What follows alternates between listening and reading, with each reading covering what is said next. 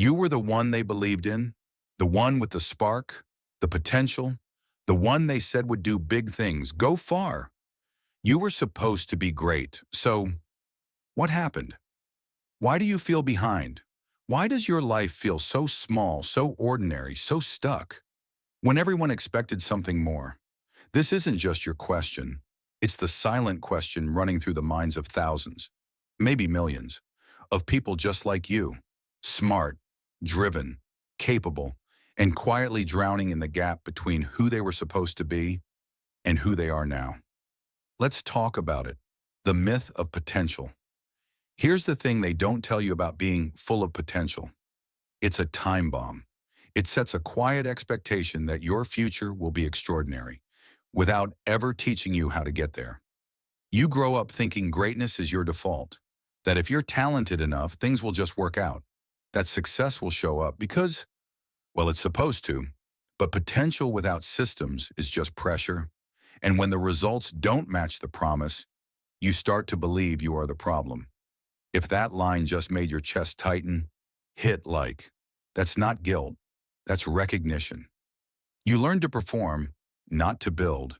If you were always praised for being gifted or special, you probably got really good at impressing, at being clever, at being fast, at showing results without showing effort. But here's the dark twist. You never learned how to build something slowly. So when real life came, the kind with long timelines, real setbacks, and no applause, you froze. Because no one prepared you for effort without recognition, for talent that wasn't enough, for progress that's invisible. You were built for sprints. But life is a marathon. What greatness really requires. They made it sound like greatness was about being special. It's not. It's about being consistent. The people who make it, they're not always the smartest. They're the ones who can show up even when it's boring, even when it's hard, even when no one's watching. You were taught to be exceptional, but you were never taught to be resilient. That's what happened. The illusion of falling behind. One of the hardest things about this season is that it feels like everyone else is moving. Getting married, starting companies, writing books, buying houses, going viral. And you're existing, sometimes surviving, and wondering, how did I end up here? But here's what most people forget. There's no finish line.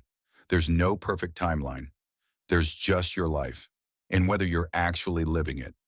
Feeling behind is often a symptom of unclear direction. You're not behind. You're just disconnected. Disconnected from what actually matters to you. You were never meant to chase success. You were meant to build meaning. And that doesn't always look flashy. It looks like small habits. It looks like getting better at failing. It looks like peace that doesn't perform. That's greatness too. You just weren't told that version existed. So what do you do now? Here's where this turns. Because this isn't about regret, it's about returning. Not to who you were expected to be, but to who you were always capable of becoming. Let's get practical. 1. Stop mourning the life you imagine. Yes, you thought you'd be further by now. Yes, it hurts. But you can't rebuild if you're still clinging to what should have been. Mourn it. Bury it. Then get to work on what's still possible. 2. Shrink the gap. Most people feel stuck because the gap between who they are and who they should be feels impossible to cross. So start closer. Don't try to become your 10-year dream self. Just try to become 10% more aligned this week. That's it. 10% more honest. 10% more focused. 10% more consistent. That's how momentum starts. 3. Fall in love with boring progress. Greatness isn't built in breakthroughs. It's built in quiet, daily effort. Writing when you don't feel like it. Showing up when no one sees it. Practicing without performance. You don't need more talent. You need more reps. 4. Talk to your shame. That voice that says you're wasting your potential.